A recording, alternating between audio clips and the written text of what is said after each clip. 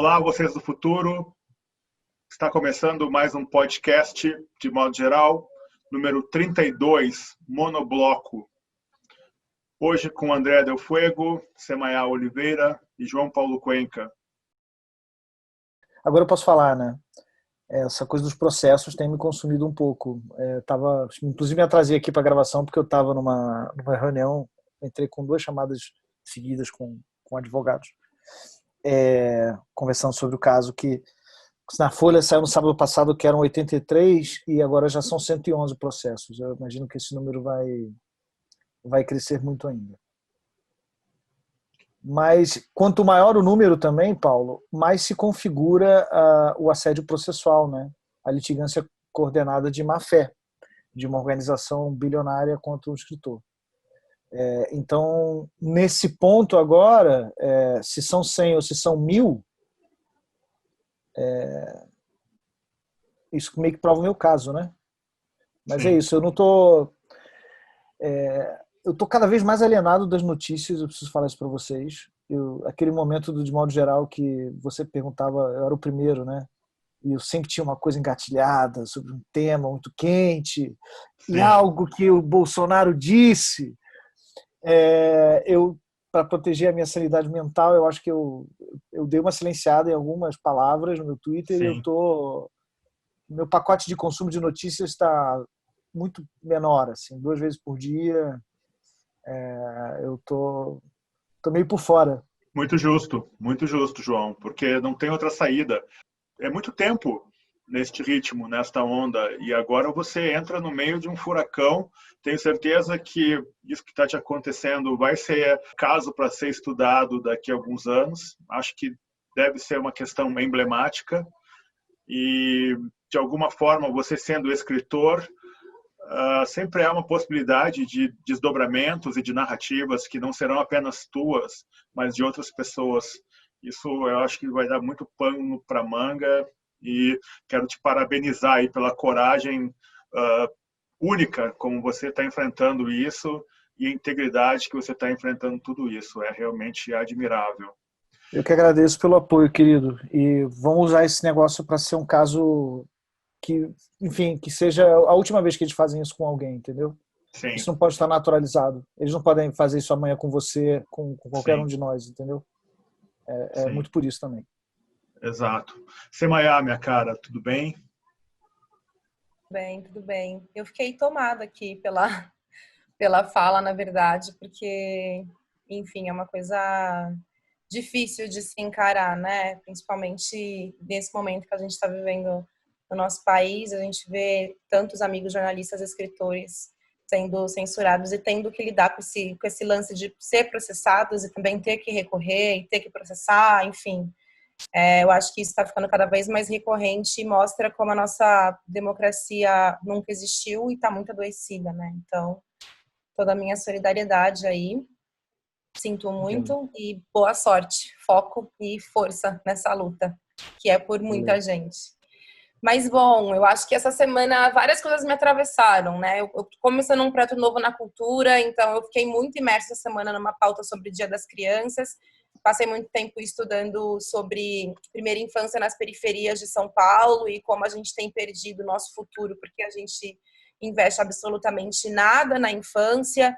E aí, ao mesmo tempo, fui atravessada por aquela notícia, né, da soltura do André do Rap, que criou uma grande polêmica aí nacional por uma mudança de lei que, enfim, a gente pode trazer várias análises aqui, mas que faz sentido pensando que a gente tem um sistema prisional enlouquecido, abarrotado de gente, de corpos negros e pobres, né? E aí, de repente, esse episódio faz com que isso entre em xeque, né? A gente tem uma série de pessoas que estão no sistema prisional, principalmente negras e pobres, como eu já disse, esperando decisões judiciárias que nunca chegam e essas prisões nunca acabam. E aí, quando acontece um caso como esse, eu me senti muito atravessada por essa notícia, por como as pessoas banalizam de novo, né, a questão do bandido, do traficante, de colocar o André do Rap apenas nesse lugar e não de colocar que, de fato, existe uma falha jurídica no nosso país, muito grave, muito profunda, né, que possibilitou que esse caso acontecesse, que esse caso é só mais uma,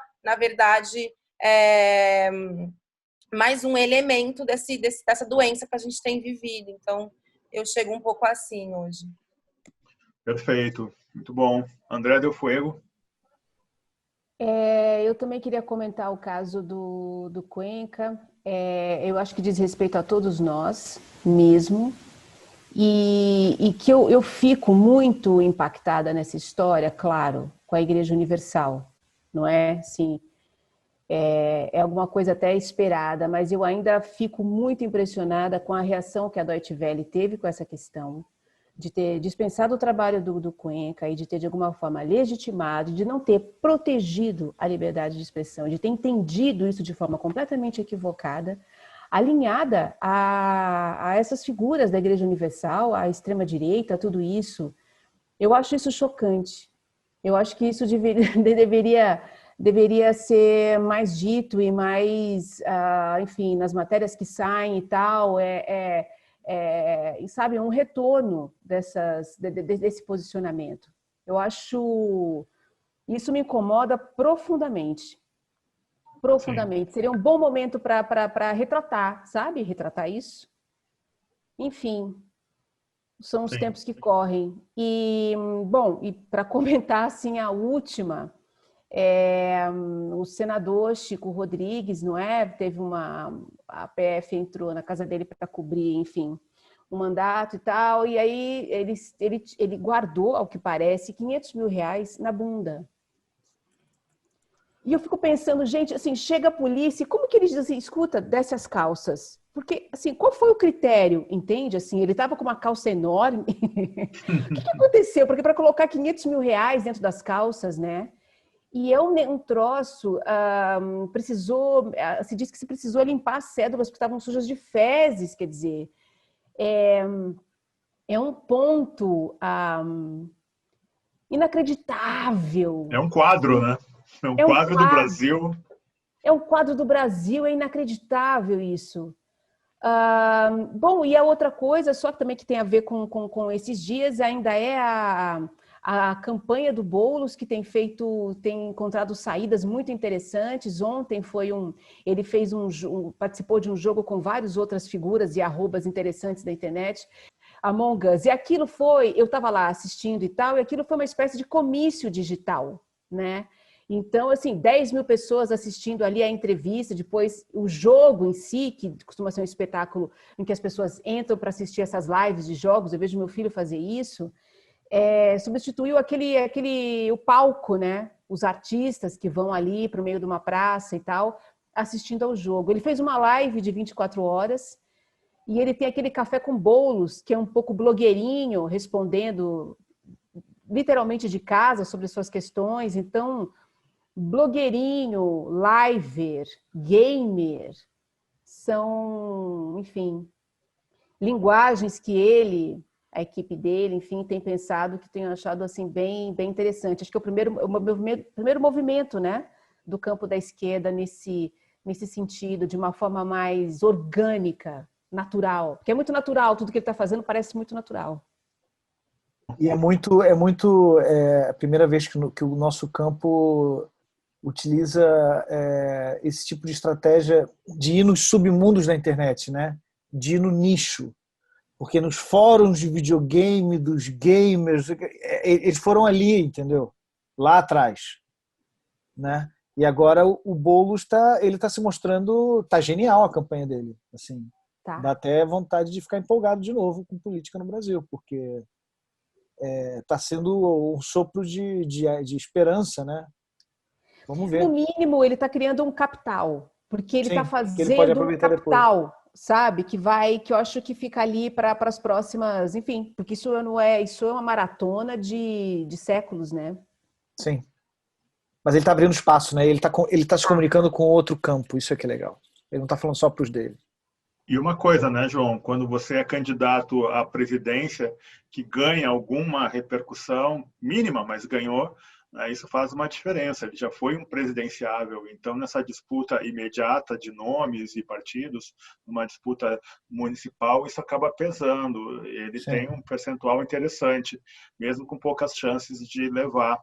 Um pouco nessa linha que vocês três falaram, eu estava pensando essa semana, e foi algo que eu escutei pela primeira vez da tua boca, João Paulo Cuenca, e eu tenho escutado bastante isso, que é da brasilização do mundo, né? Esse pós-modernismo, né, que é pós-Ocidente ou além do Ocidente, né, além do pós-modernismo, ou a ruína do modernismo, isso é uma coisa muito brasileira.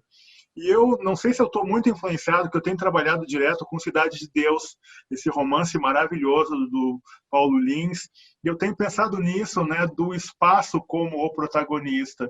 E eu estou cada vez mais convencido que o Brasil está caminhando nessa direção de se tornar uma entidade prevalente, na qual nessa linha da necropolítica em expansão, você verifica que os corpos e as pessoas e as almas não significam mais nada.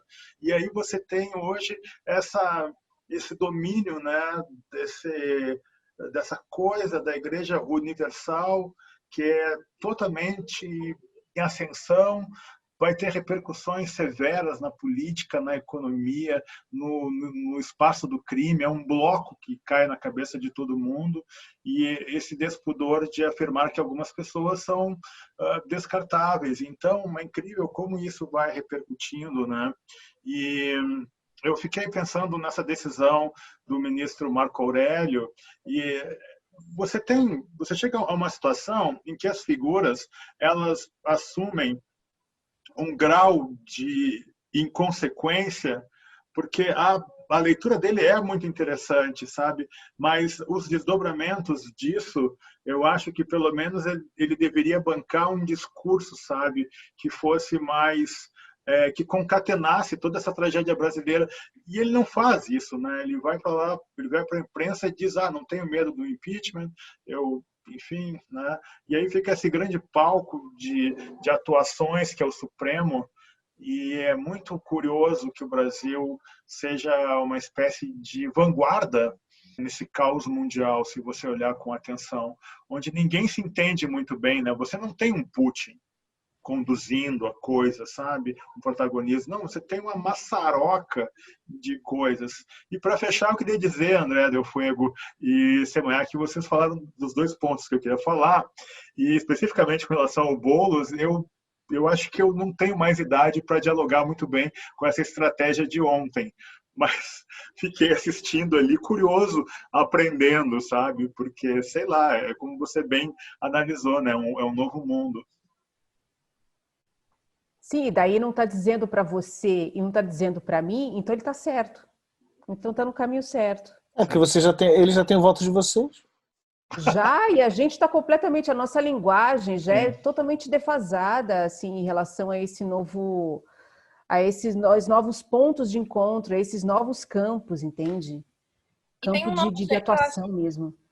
Desculpa, Andréia. Acho que tem um novo jeito eu fico lembrando às vezes das propagandas do PT, aquelas que davam super certo, né? Lembram dessa época? Que, nossa, é imbatível, é emotiva e pega a gente pelo coração, e a direita não consegue fazer isso porque o PT tem as pessoas, eu não sei o que. Eu lembro muito dessa época, né? Na minha casa era assim, a gente esperava para ver qual ia ser o jingle, qual ia ser a história, porque tinha muito dessa narrativa que funcionava naquela época. E aí a gente perdeu esse funcionar, né, ao longo do tempo.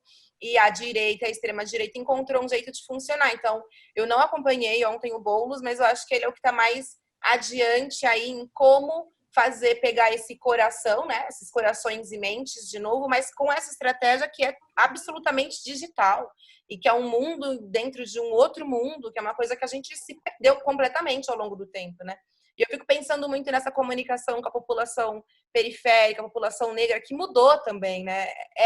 Isso do pegar pelo coração já não é por aí que vão pegar a gente. Eu pego por mim, às vezes, né? Não, eu não quero mais ver a gente só sofrendo, PT. Eu não quero mais só ver a gente nessa condição. A gente avançou pouco, mas avançou, e eu preciso de outra narrativa, né? Qual é a narrativa que vocês vão oferecer pra gente agora? E eu acho que a direita ganhou um pouco nessa nova narrativa, nessa mudança que a gente teve aí nos últimos anos sociais, né, de como acompanhar essas mudanças. E vamos ver qual vai ser o resultado do Boulos, então. A gente vai votar no Boulos, eu não voto em São Paulo, mas eu votaria. Mas tem uma coisa muito perigosa que está acontecendo, que é o seguinte: é que se o Boulos vai para o segundo turno com o Russomano, o Russomano ganha, né? E se o Covas vai para o segundo turno com o Russomano, o Covas ganha. Então, essa nossa empolgação e esse nosso voto, ele pode ter uma consequência um pouco trágica, um pouco mais para frente. Mas eu acho que a gente não tem que votar no Boulos, não, tá? O ideal seria que tivesse segundo turno Boulos e Covas. Isso seria o segundo turno o Boulos e Márcio França, enfim. Mas isso é que você porque tá esses falando. cálculos estão sendo feitos, né, André? Sim, não, você está falando, está me lembrando, por exemplo, o Sanders, né? Que não entrou e que entrou o Biden, e que muita coisa se disse assim, bom, ele é melhor, ele é que vai conseguir enfrentar o Trump. E na prática, agora, a gente não quer se empolgar com o Boulos nem com o Biden, quer dizer, é mais empolgante o Boulos do que o Biden, com certeza, mas ele está indo, né? Pelas pesquisas, assim, teve um aumento em estados, assim, diminuiu o número de figuras que votavam, enfim, para os republicanos e tal. E hoje eu estava pensando, né, se tivesse o Sanders no lugar do Biden no debate, não é? Claro, ele é mais combativo e tudo, mas essa coisa do socialismo demoníaco, isso ia invadir de um jeito, Não ia assim, levar. absolutamente tudo. Não ia. Indo na linha do que você está falando, Cuenca, essa da Boulos versus Russomano ou Covas Poxa, tomara que versus... você tenha razão, André. Eu só acredito vendo aí esse negócio. Eu não acredito mais em nenhuma dessas pesquisas que estão dando vantagem pro Biden, pro sabia? Biden. Eu fiquei um pouquinho assim, me deixei levar um pouquinho. Sim, Eu acho confesso. que dá para Tomara. Que isso é importante para nós, entendeu? Aqui. É. Eu acho que dá para confiar, porque você vê que tem institutos muito ligados à extrema-direita que estão dando uma leve vantagem para o Biden. Então, acho que ele tem essa vantagem. Mas a questão aqui de São Paulo, e acho que a Semanhal já tocou nisso no último, de modo geral, André, eu acho que tem que ir dentro dessa fala do PT. Quando ele é questionado sobre não estar dando apoio ao Boulos, eles dizem: vamos desenvolver a campanha, vamos ver para onde as coisas vão, e depois a gente decide o que fazer. Então, tem que avaliar, realmente, porque Russomano, essa declaração que ele deu ontem, dizendo que as pessoas de rua são mais resistentes, ela é absurda, mostra o tamanho da idiotice dessa figura, campeão do tiro no próprio pé. Então, mas mesmo assim tem que ficar muito atento, porque infelizmente quem ganha com tudo isso nós sabemos quem é, né? É uma figura chamada Jair Bolsonaro, que como eu disse no último, de modo geral, algumas pessoas até me escreveram falando sobre isso, quando eu disse que o cara ele tinha uma intuição muito poderosa. Nessa conjuntura ele é um dos sujeitos com a intuição mais, né? E aí é maluco, né? Para onde vamos? Hoje é dia 15 de outubro, dia do professor. E estava vendo que a gente está no primeiro lugar no ranking global de agressão à categoria. E a agressão ela é verbal e física, e por alunos e pais de alunos. Jogo essa para vocês. Sim. Que pesadelo, hein? Como professor, eu tive que enfrentar, eventualmente, na PUC, foram poucos os casos, diga-se, mas alunos, foram raros casos, na verdade, porque, de modo geral, quando você dá uma atenção para aquela aluna, aquele aluno mais violento, se você dá uma atenção sincera, você consegue desdobrar ali, né? Dobrar aquela pessoa, aquela fúria ali. Mas os pais, né? E as mães, eles chegam violentíssimos na argumentação.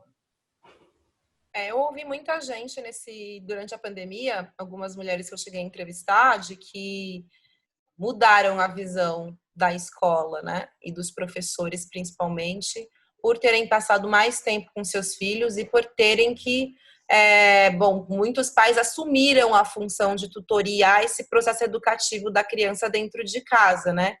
Enfim, muita coisa não funcionou, né? Porque é caótico. Grande parte da escola pública, pelo menos aqui em São Paulo, disponibilizou material por WhatsApp, né?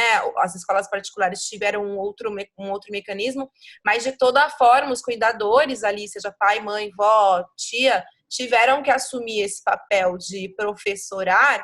Eu ouvi muita gente dizendo que a tendência seria valorizar muito mais a categoria, uma coisa que eu acho que duvido, né? Eu não acho que seja uma mudança muito rápida, essa questão de respeitar a categoria, mas eu acho que tem mudanças significativas aí do ponto de vista dos pais, que viveram mais tempo com seus filhos nesse período e que precisaram acompanhar de forma mais próxima essa questão educativa aí, né?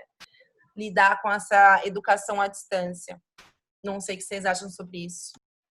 Eu acho que, assim, a agressão dos pais dos alunos, porque o aluno é uma figura que está ali tendo uma formação não só intelectual, mas emocional também, que um aluno perca ali, sabe, o equilíbrio por alguma razão, alguma coisa que tem a ver com às vezes um aluno que está sofrendo um bullying e que expressa isso de uma outra forma, enfim, muitas coisas. Agora os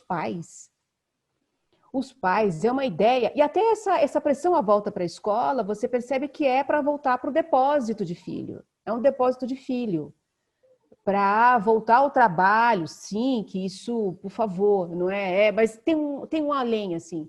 Tem um cansaço que é comemorado no final das férias dos pais, que é finalmente a minha vida de volta, porque agora eles voltam para a escola. Então, a escola é esse lugar onde os filhos são educados, mas é o lugar também onde o adulto volta a ter, supostamente, a sua sirene de responsabilidade apagada um pouquinho, porque está com outra tutela, né?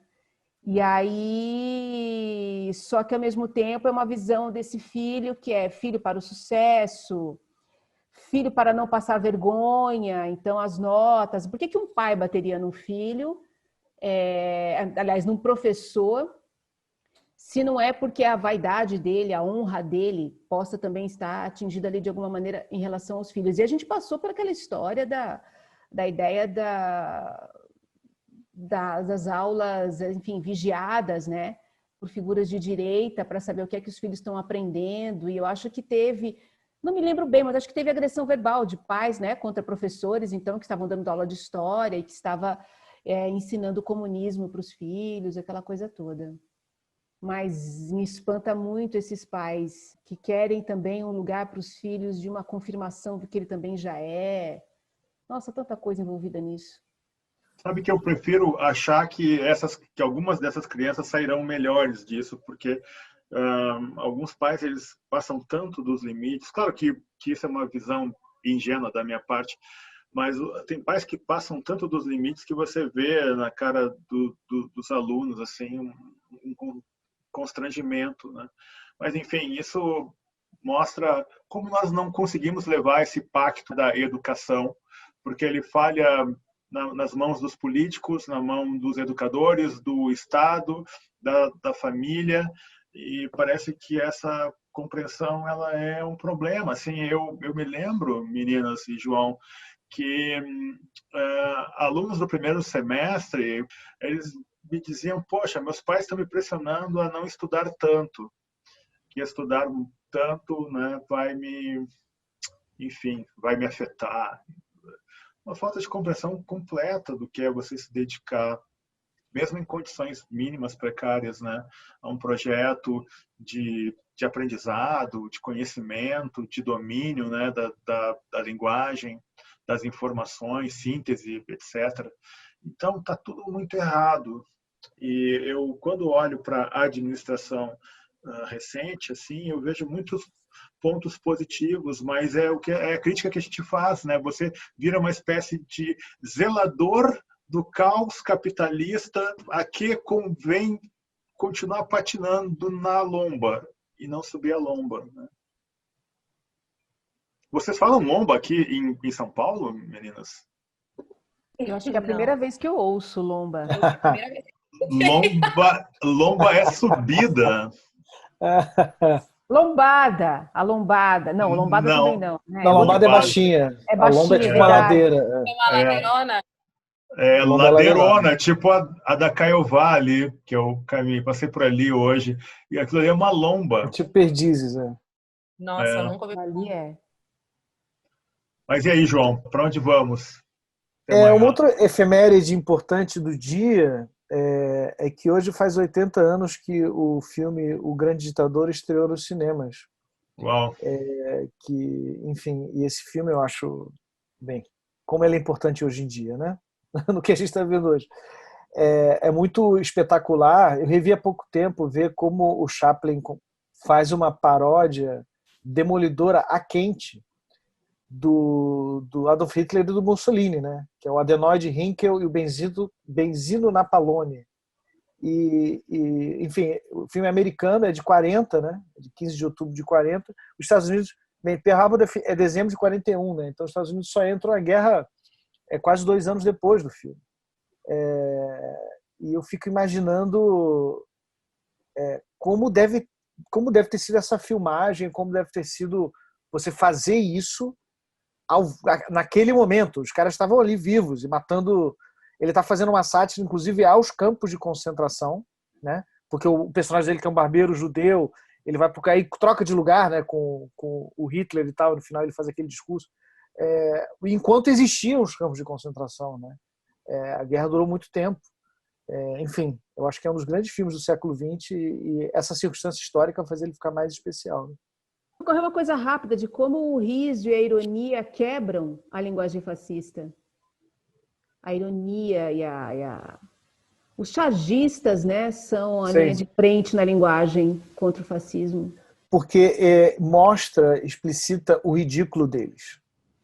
Essa é a coisa, porque eles são clowns, eles são palhaços, eles são figuras burlescas, né? Você vê as caretas do Mussolini, as caretas do Hitler, é comédia dell'arte, aquilo ali é uma caricatura humana.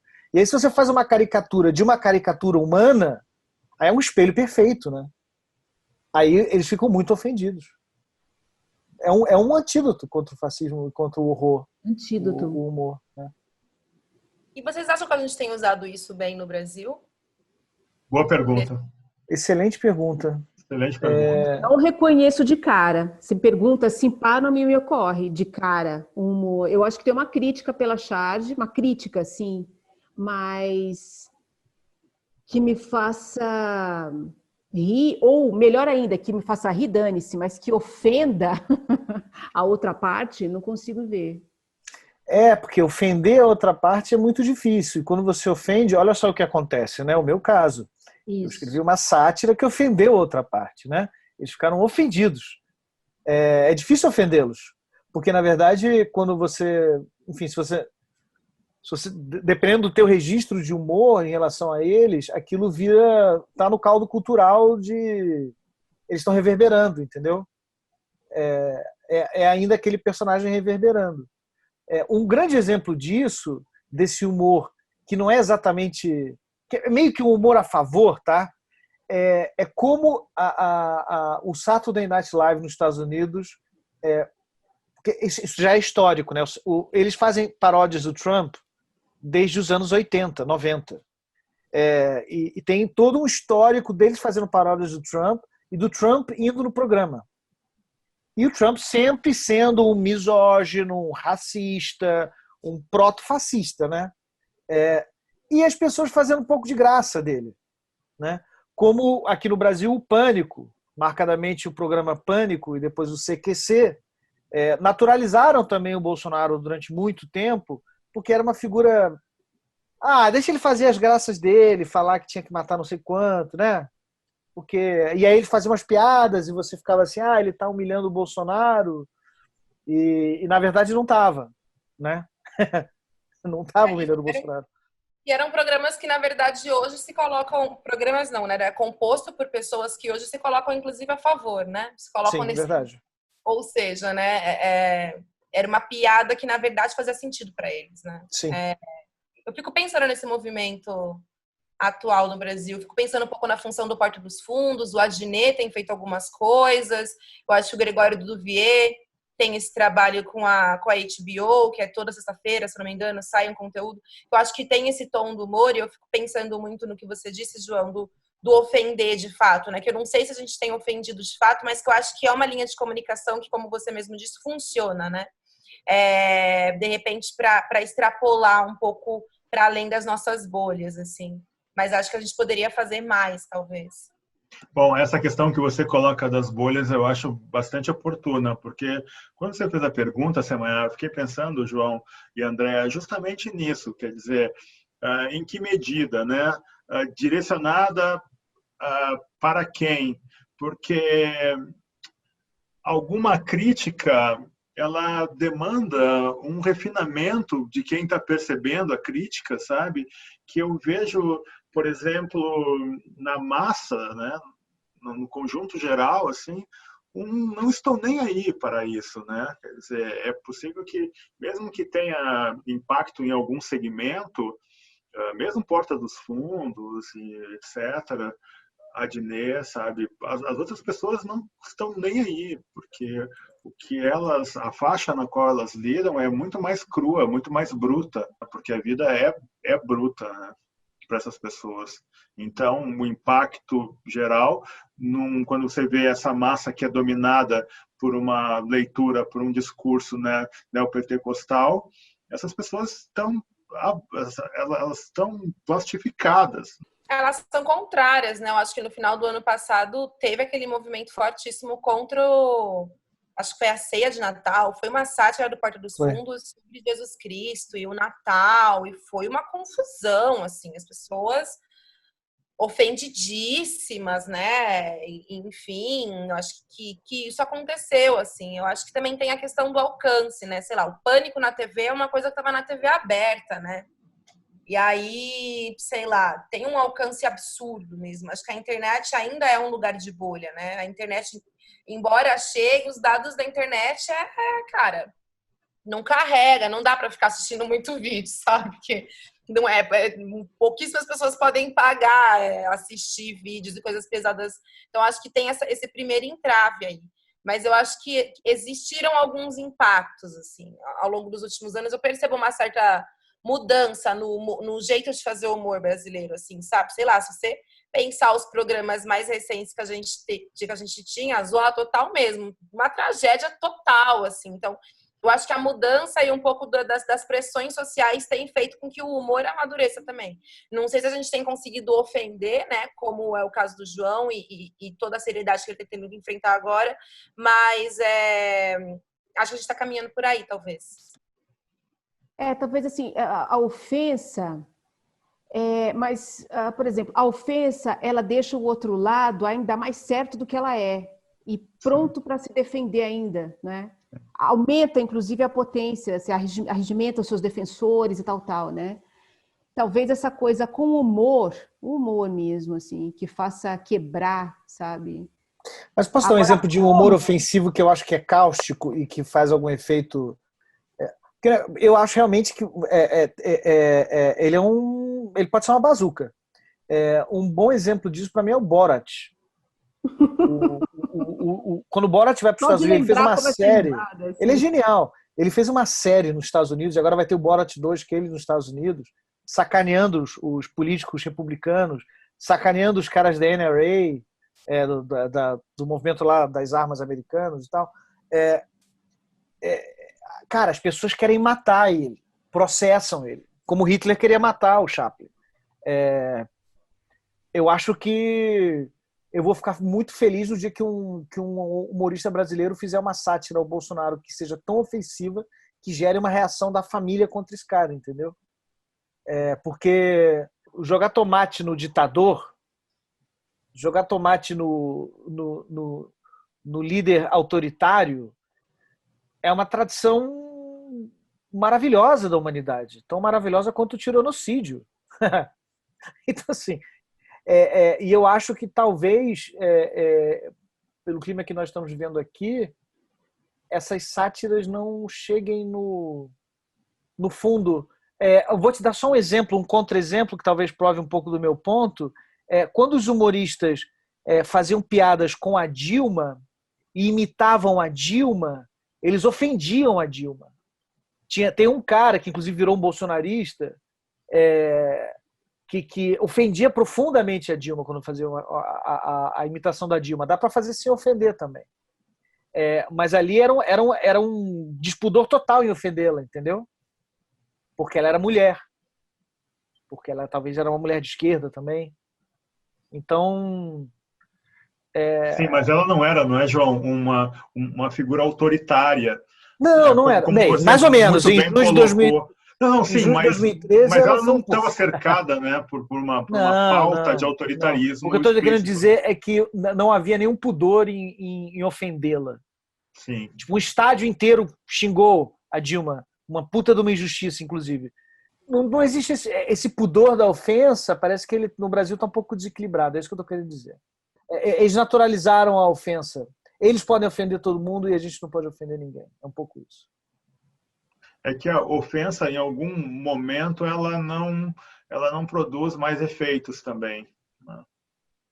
Então, isso que você Porque eu acho que a gente pode coloca criar uma em relação o que é ofensivo e o ao que é Hitler ofensa. e o Chaplin, como você muito bem colocou, João, a questão do Hitler e o Chaplin é achar, Semanhá e André, que é um pouco isso que André colocou, né?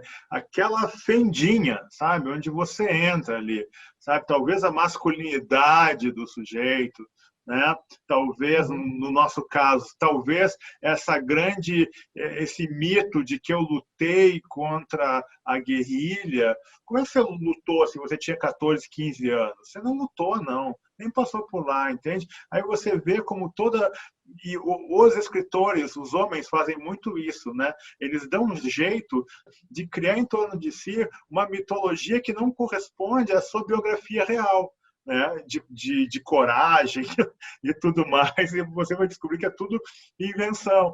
Então, quer dizer, esse troço de eu vou construir a minha narrativa, né? Você tirar o calço dessa pilha de lixo, né? Talvez fosse, mas é o tipo de coisa que eu faço, que eu percebo do que vocês três estão colocando, que muitas vezes é uma solução que ela surge, ela não é tão projetada. Alguém lá chega um dia, essa pessoa diz alguma coisa que entra nessa fenda e desestrutura tudo, né?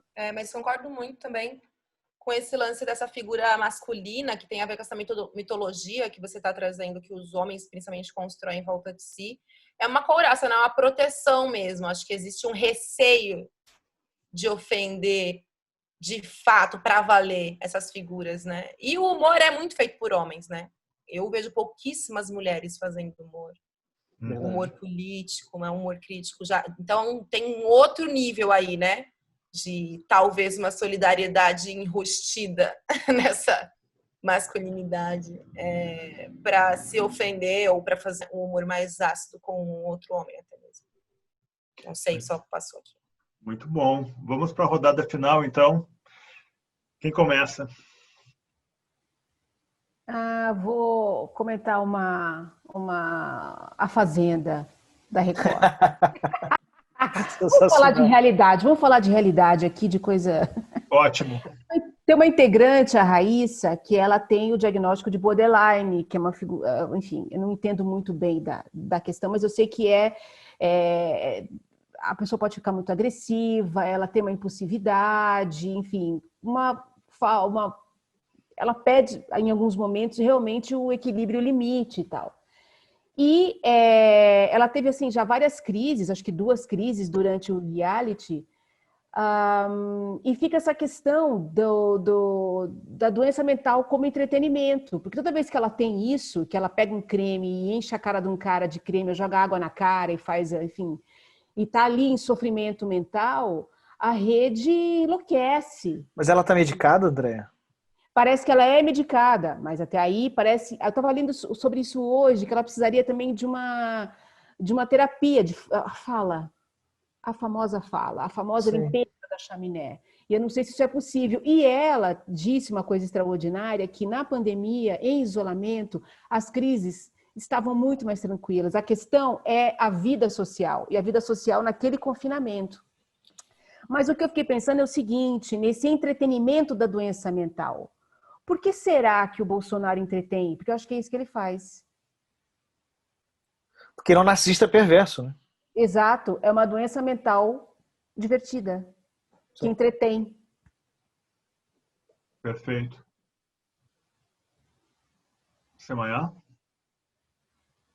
Eu fiquei aqui viajando no que a Andrea trouxe, porque é muito real, né? Eu fiquei com a pergunta dela quicando na minha cabeça. mas não tenho respostas, então vou para um outro lado. Eu comecei falando que eu estava muito tomada pela questão da infância e tudo mais. A gente passou aqui por uma série de coisas, humor, sátiras, né, judiciário, fragilidades. E como a gente abandona a infância, né? É surreal, assim. Estou terminando uma reportagem hoje que fala muito disso, de como a gente precisa olhar cada vez mais para a primeira infância. Eu não sou mãe ainda, mas quero ser. Não sei se temos mães e pais aqui. Mas eu rodei alguns bairros da cidade aqui de São Paulo, bairros periféricos, e fiquei me questionando, assim, né, desse plano genocida a todo vapor, o tempo todo, de matar a gente, a nossa subjetividade, os nossos estímulos desde a infância, e como isso interfere no nosso crescimento enquanto país, até daqui 300 anos, né? Então, acho que eu vou encerrar com isso, porque eu estou muito provocada por isso mesmo, assim, como uma mulher solteira sem filhos que quer ter filhos, de como eu gostaria que a gente pudesse ter uma infância melhor. Tenha, Semaia, tenha. Ótimo. João? Caramba, falas tão bonitas. Eu me mudo semana que vem. Eu estou nessa coisa de pré-mudança.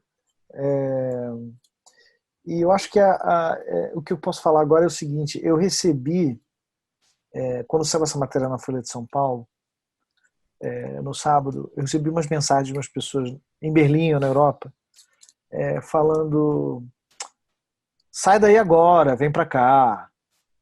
Tipo, você tá doido.